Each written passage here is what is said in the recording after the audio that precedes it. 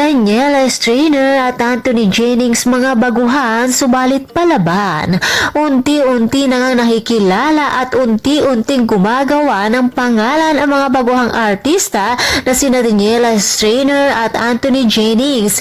Hindi makakaila na may ibubuga talaga sila dito sa showbiz industry at malaki ang potensyal ng dalawa na lalo pang uusbong ang kanilang karera at malaki din ang tsansang sisikat pa ng husto ang mga ito basta wag lamang lalaki ang kanilang mga ulo. Si Anthony Jennings ay mas lalo pang nakitaan ang potensyal at galing niya sa pag-arte bilang si Snoop sa hit sharing Can't Buy Me Love na pinagbibidahan ng Don Bell.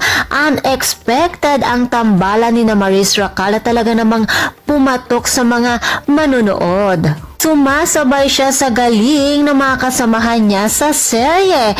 Tuloy-tuloy at sunod-sunod naman ang naging proyekto ng baguhang aktres na si Daniela Estriner. Hindi makakailan na napakagaling niya talaga. Mapabida man o kontrabida, mas lalo pa siyang hinangaan sa katatapos lamang na hit sharing Senior High. Hindi rin ito nagpakabog sa pag-arte na talaga namang pinalakpakan ang kanyang pagganap bilang si Z. At muli na naman natin siyang mapapanood sa upcoming serye ng Pamilya Sagrado.